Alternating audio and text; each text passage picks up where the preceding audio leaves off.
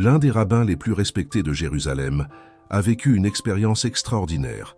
Il est mort pendant 17 minutes et est revenu avec un avertissement urgent au peuple juif. Tout au long de sa vie, il a rejeté une figure centrale du christianisme, mais, en franchissant le seuil de la mort, il a fait une rencontre inattendue qui lui a révélé 3 prophéties marquantes pour 2025. Je m'appelle le rabbin David Cohen.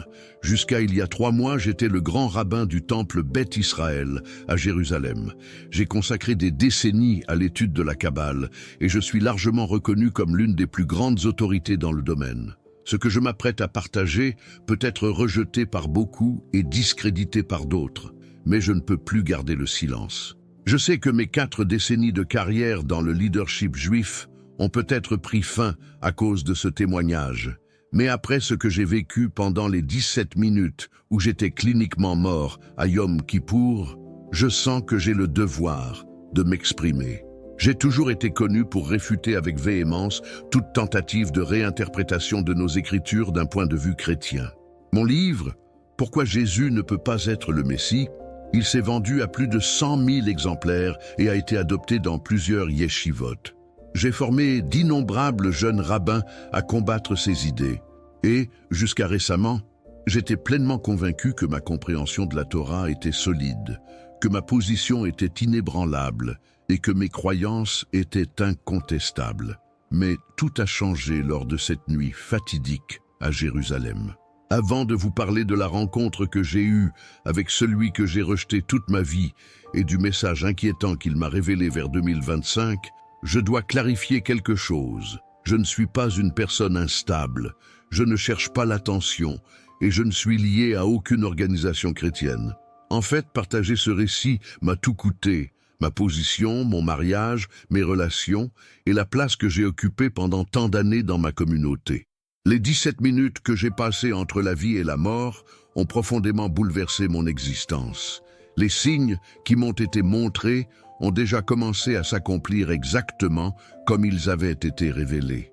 Pendant 3 mois, j'ai lutté intérieurement sur la nécessité de faire connaître cette expérience. Mais il y a 2 semaines, j'ai été témoin de mes propres yeux du premier de ces signes. À ce moment-là, j'ai réalisé que je ne pouvais plus garder le silence. Des vies juives étaient en jeu. Peut-être que certains d'entre vous me reconnaissent. Jusqu'à récemment, j'étais constamment présent à la télévision israélienne en tant que commentateur religieux. J'ai donné des conférences dans des universités, écrit des articles pour le Poste de Jérusalem et a siégé au conseil du Grand Rabbinat.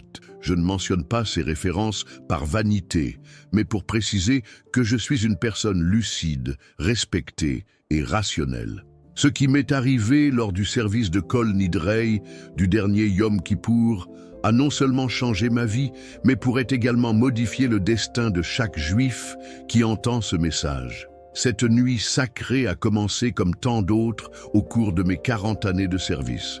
La synagogue était pleine à craquer, des médecins, des avocats, des universitaires et des familles que j'avais suivies pendant des décennies occupaient chaque siège. L'air était rempli d'impatience alors que le soleil se couchait sur Jérusalem, marquant le début du jour le plus saint de notre calendrier.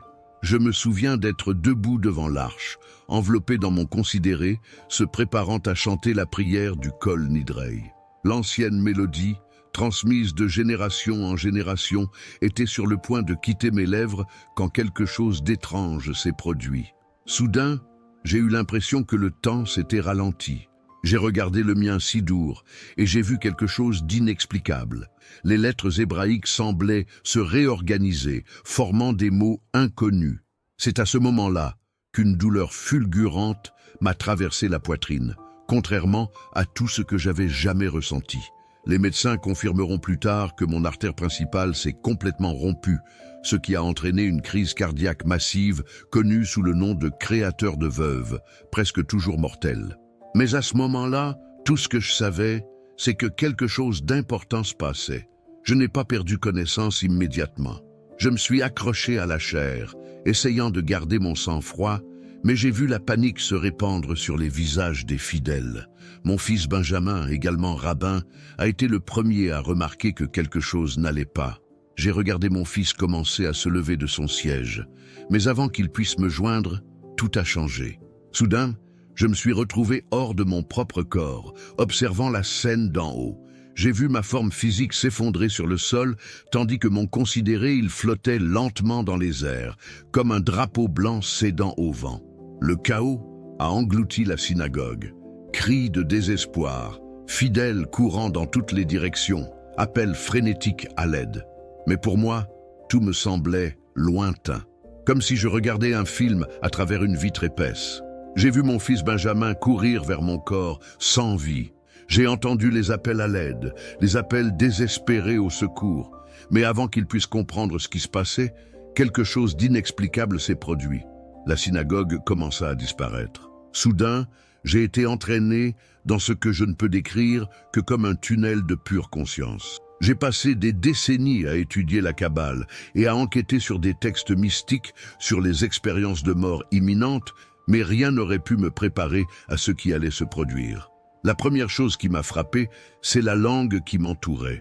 Tout était en hébreu, mais pas l'hébreu moderne parlé en Israël, pas même l'hébreu biblique que j'avais étudié toute ma vie. C'était quelque chose de plus pur, de plus primaire, comme si l'on faisait l'expérience de l'essence même du langage avant la confusion de Babel.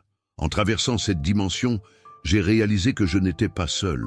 Tout autour de moi, des présences se faisaient sentir. Mais ce n'étaient pas les anges que j'avais imaginés lors de mes études théologiques. C'étaient des êtres que nos ancêtres appelaient observateurs, des entités de pure lumière et de but. Ils ne parlaient pas, mais d'une manière ou d'une autre, j'ai compris qu'ils me guidaient vers quelque chose ou vers quelqu'un. C'est alors qu'un son puissant a rempli tout l'espace autour de moi. Le son d'un chauffard. Mais ce n'était pas une sonnerie comme les autres. Chauffard que j'avais déjà entendu à Rosh Hashanah. Ce son contenait toute l'histoire, toute la vérité, toute la réalité. C'était une publicité, une vocation. Quelque chose ou quelqu'un était sur le point de se révéler. Avant cette réunion, l'observateur, ils m'ont emmené dans un endroit que je ne peux décrire que comme la vallée du jugement. Bien que ces mots ne capturent pas pleinement son essence, c'est la meilleure façon pour moi d'exprimer ce que j'ai vu. Là, à mon grand étonnement, j'ai retrouvé des visages familiers. C'étaient des personnages que je ne connaissais que par des peintures et des photographies, de grands rabbins, érudits et dirigeants du peuple juif au fil des siècles. Mais quelque chose était différent.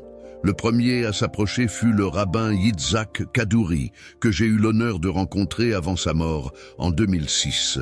Beaucoup se souviennent encore de la controverse qui a éclaté après sa mort, lorsque l'histoire d'une mystérieuse note qu'il avait laissée sur le Messie a commencé à circuler. Ce qu'il m'a révélé dans cette vallée a confirmé la véracité de ce message. Il m'a appelé par mon nom hébreu et m'a dit « Ce que nous avons enseigné était incomplet. Nous avons été des guides aveugles, éloignant les autres de la vérité qui a toujours été devant nous, cachée dans les Écritures elles-mêmes. » Ces paroles m'ont frappé comme des coups physiques. Voici l'un des kabbalistes les plus respectés de l'ère moderne qui me disait que notre compréhension était erronée. Derrière lui, j'apercevais d'autres visages que j'avais reconnus au cours de mes années d'études. Rabbi Schneerson, le rabbin Kook, beaucoup d'autres, dont les livres remplissent les étagères de yeshivot à travers le monde.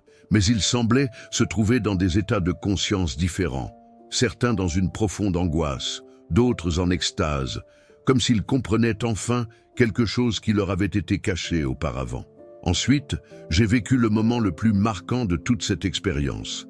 J'ai rencontré mon propre grand-père, le rabbin Yosef Cohen, décédé à Auschwitz. Il avait quitté ce monde en maintenant son rejet absolu de Yeshua en tant que Messie. Maintenant, là, devant moi, ses yeux étaient remplis de larmes. « Nous avions tort, David. » Sa voix tremblait entre douleur et clarté. La souffrance de notre peuple continue parce que nous refusons de voir ce qui est déjà écrit dans notre propre Torah, dans les paroles de nos propres prophètes. Puis il commença à réciter Isaïe 53 en hébreu. Mais cette fois, les mots semblaient différents, plus nets, plus clairs. C'était comme si un voile s'était levé, révélant un sens qui avait toujours été là mais que nous avions déformé au fil des générations. Le serviteur souffrant Ce n'était plus une simple allégorie pour Israël.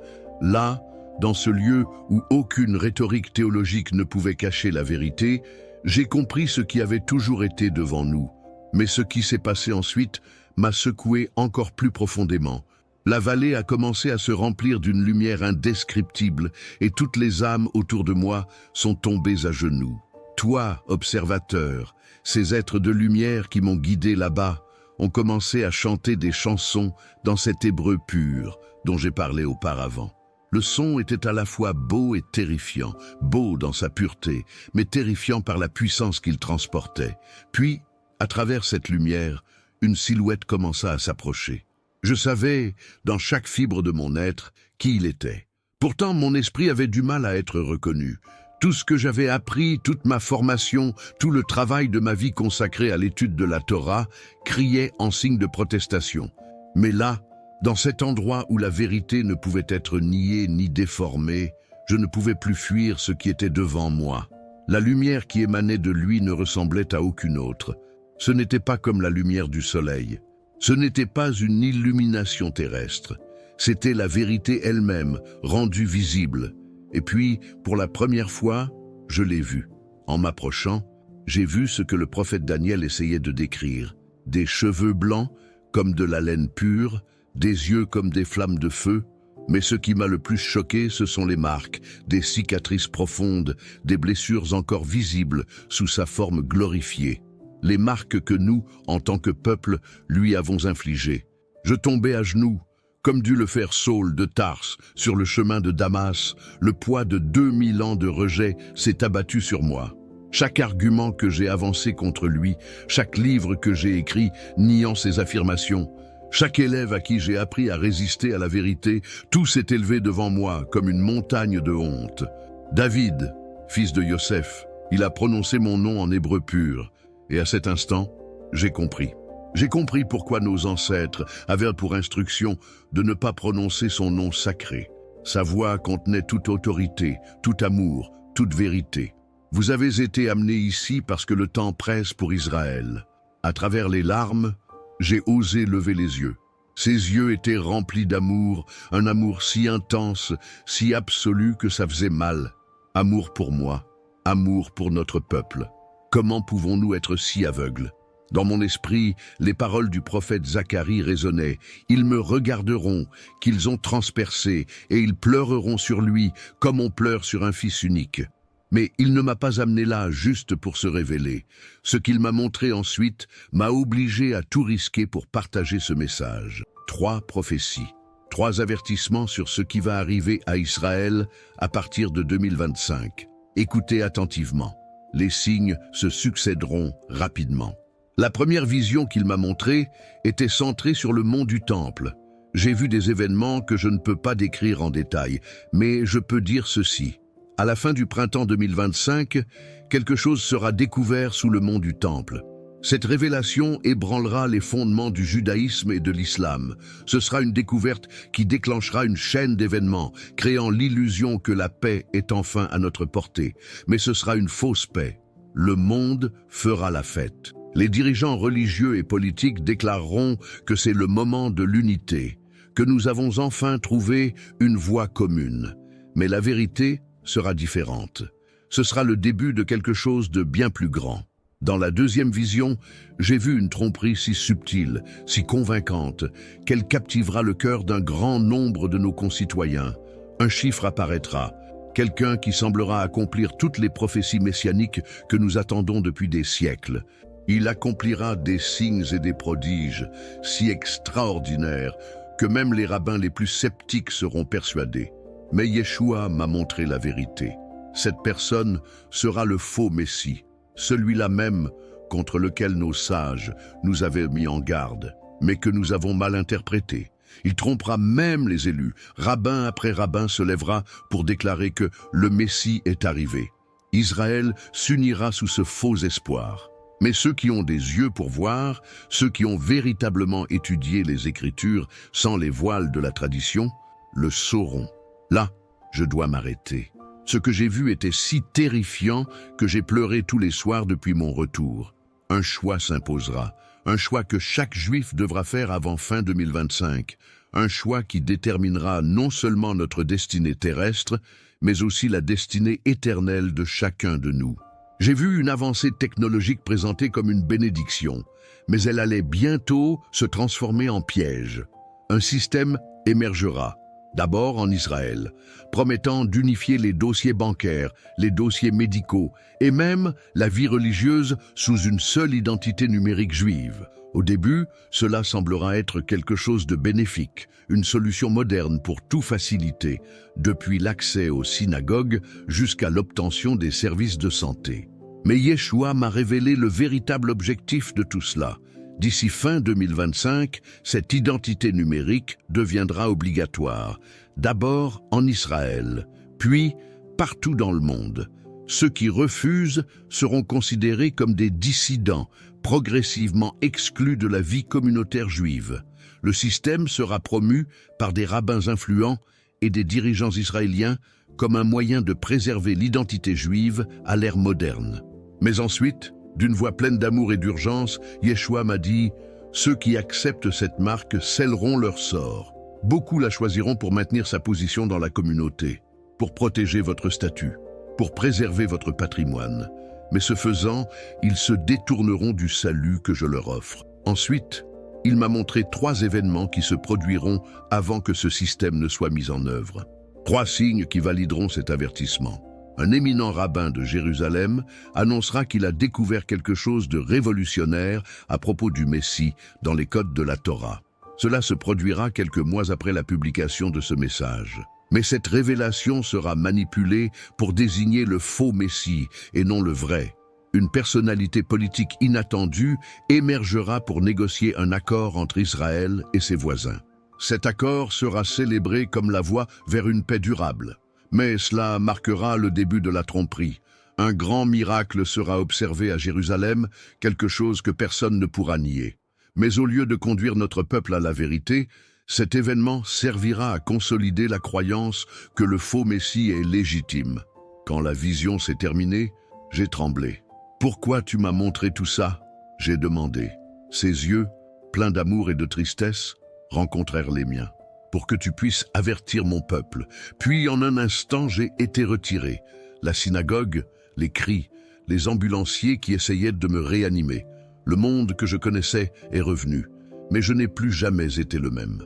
Maintenant, je lance ce dernier appel à vous qui lisez « Le temps presse, les signes viendront, et quand ils viendront, puissiez-vous avoir des yeux pour voir. Un accord de paix sera proposé.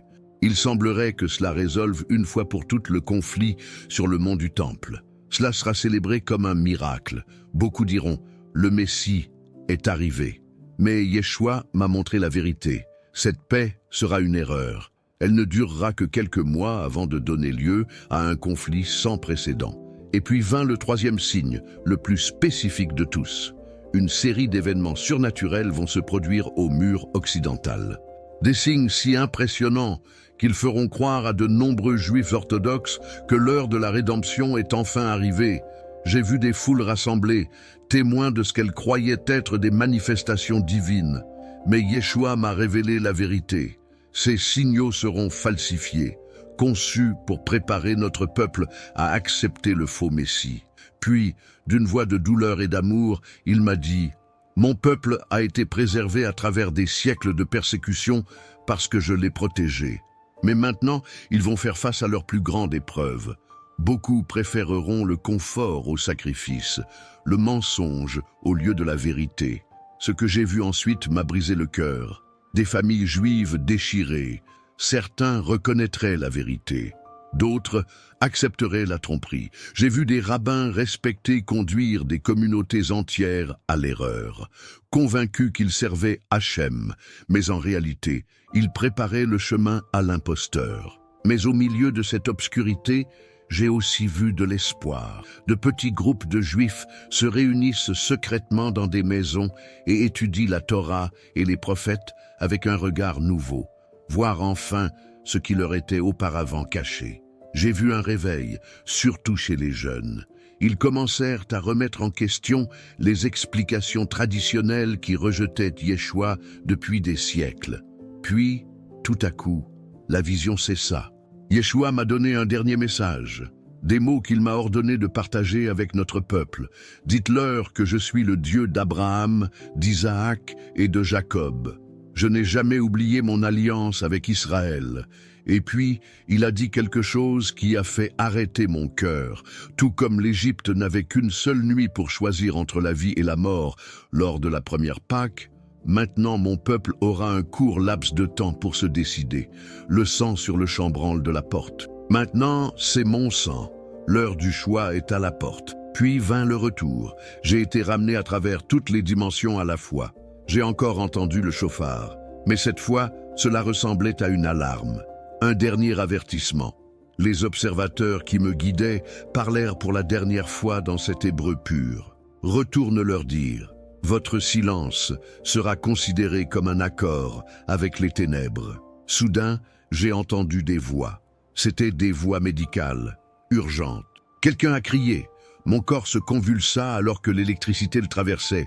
La douleur était intense. Mon esprit s'est reconnecté à la chair. Mes yeux se sont ouverts. J'ai vu les ambulanciers penchés sur moi, leur visage exprimant un pur étonnement. « Il est de retour !» a crié l'un d'eux en hébreu. « J'étais mort depuis 17 minutes. Selon la logique médicale, même si j'avais survécu, j'aurais dû subir des lésions cérébrales irréversibles. Mais mon esprit était clair, plus clair que jamais. Le voile dont parle Paul, celui qui couvre les yeux de notre peuple lorsqu'il lit la Torah, a été retiré de ma vision. Dans les jours qui ont suivi, j'ai fait face à l'impossible. Comment retrouver une vie normale après une telle expérience? Quel regard portez-vous sur votre congrégation, vos collègues, votre famille, sachant que tout ce que vous avez enseigné pendant des décennies était au mieux incomplet et, au pire, trompeur? Ma femme, depuis 30 ans, m'a quitté lorsque j'ai essayé de lui raconter ce que j'avais vécu. Mes enfants ne me parlent plus. Le conseil de la synagogue a exigé ma démission. Mes livres ont été retirés des bibliothèques de la yeshiva. De vieux amis traversent la rue pour m'éviter. Mais rien de tout cela n'a d'importance maintenant. Ce qui compte, c'est que vous, mes frères et sœurs juifs, compreniez l'urgence de ce que je partage. Les signes qui m'ont été montrés ont déjà commencé à se manifester. La semaine dernière, le premier signal a été signalé sur le poste de Jérusalem. Rares sont ceux qui en ont reconnu la véritable signification. Tu n'es pas obligé de me croire. Mais s'il vous plaît, faites juste une chose. Prenez nos écritures et relisez-les, mais cette fois, sans les interprétations traditionnelles. Lisez Ésaïe 53 comme si c'était la première fois. Regardez la chronologie de Daniel avec un nouveau regard. Étudiez les prophéties concernant le Messie et demandez-vous honnêtement, qui les a remplies? Le temps presse. Le choix que vous ferez dans les mois à venir affectera non seulement votre vie terrestre, mais aussi votre destinée éternelle. Ne laissez pas la tradition, l'orgueil ou la peur du rejet vous empêcher d'enquêter sur ces vérités par vous-même.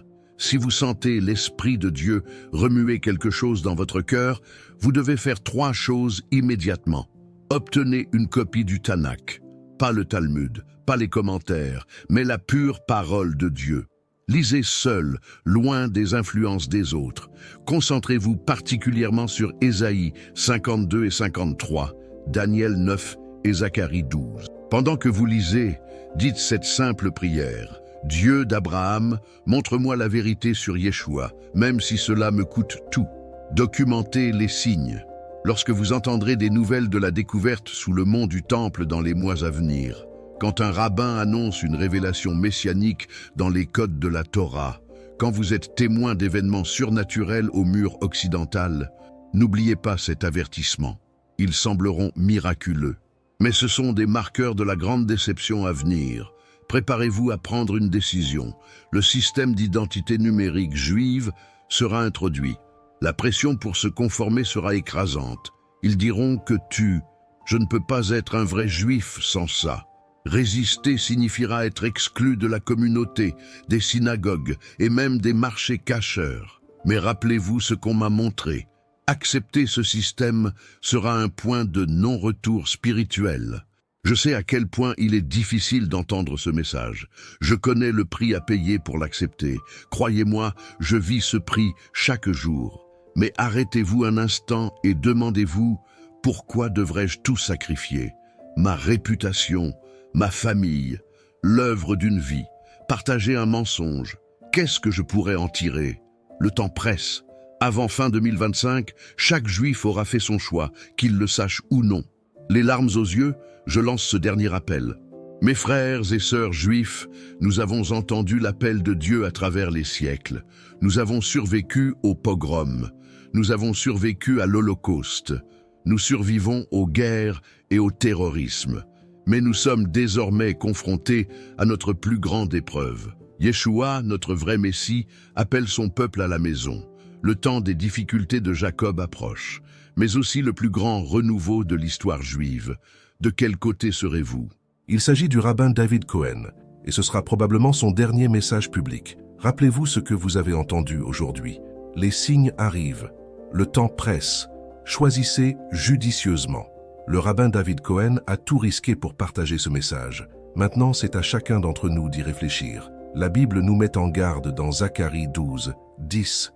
Ils me regarderont, qu'ils ont transpercé, et ils le pleureront, comme on pleure un fils unique. Les signes qu'il a mentionnés ont déjà commencé à se réaliser. Le temps presse. Si cette histoire vous a touché, n'ignorez pas cet appel. Obtenez les Écritures. Lisez-les avec un nouveau regard. Recherchez la vérité par vous-même. Un grand merci au rabbin David Cohen pour son courage en partageant cette expérience. Et à vous qui êtes arrivés jusqu'ici, que le Dieu d'Abraham, d'Isaac et de Jacob éclaire votre chemin et apporte le discernement dans votre cœur. Rendez-vous dans la prochaine vidéo.